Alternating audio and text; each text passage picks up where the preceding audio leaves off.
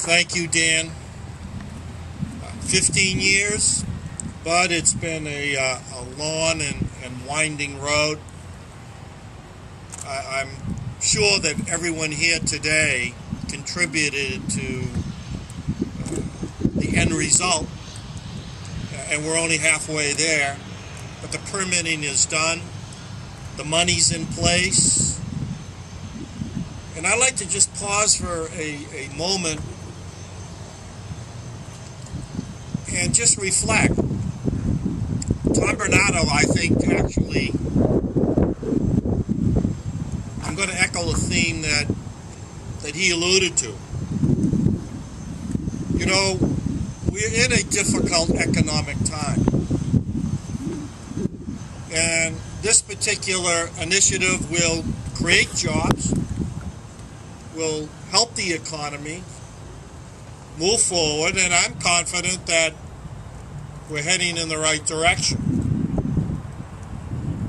But the timing couldn't be any better in terms of the future of the Cape and the islands.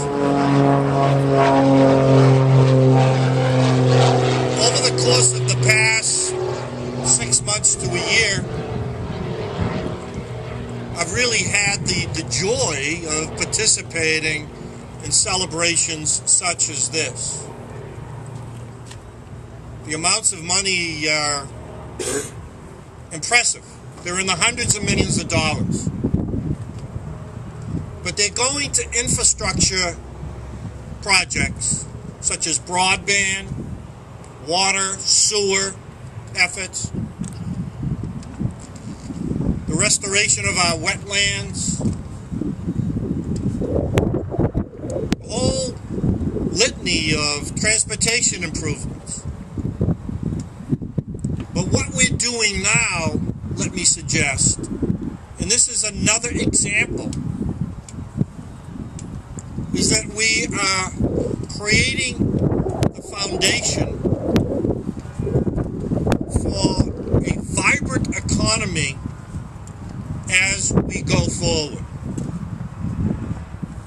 It's not going to change the face of Cape Cod, because the Cape and the islands are so unique and so special.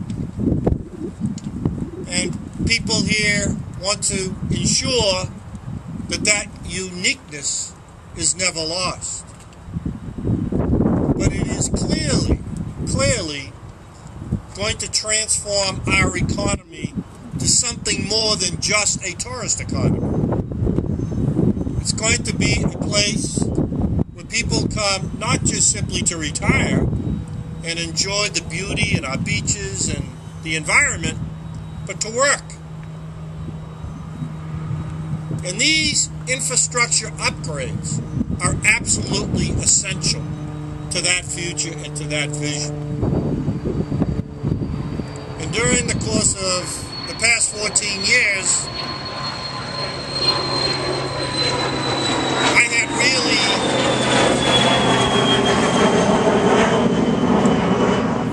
the honor and the joy, if you will,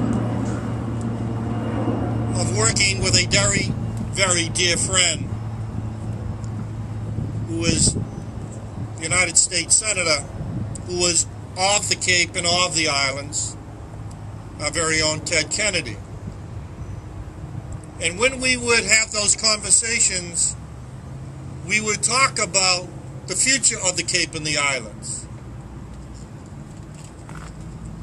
And yes, we worked together on a variety of specific projects, such as this tower. But he had the vision, and he knew what you wanted.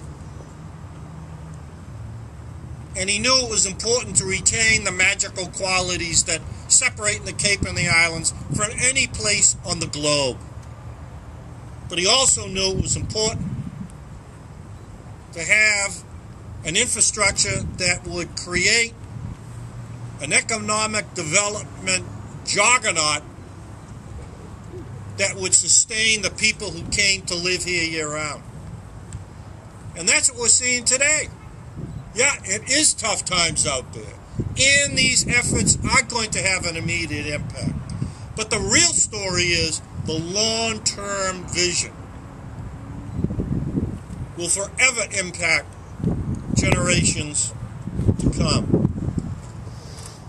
And speaking of generations to come, his nephew is here to speak in behalf of the Kennedy family, young Joe, who is part of us, who's serving under Mike O'Keefe as an assistant district attorney for this jurisdiction.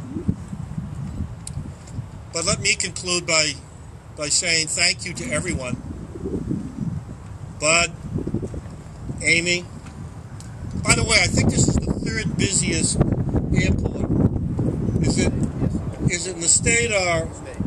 Well, I was going to say New England or the country for that matter. But you didn't let me get away with it. But the town councilors, folks like Tom Cahere, who has done so much over so many years in terms of transportation. County commissioners like Mary Pat Flynn. The state legislative delegation. Everyone really participated in this particular project. The airport commissioners. A job well done. But remember, you are part of something even larger than all of us, than just this particular specific program.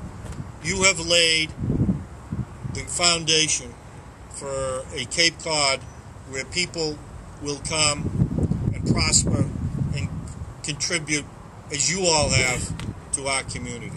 Thank you so much.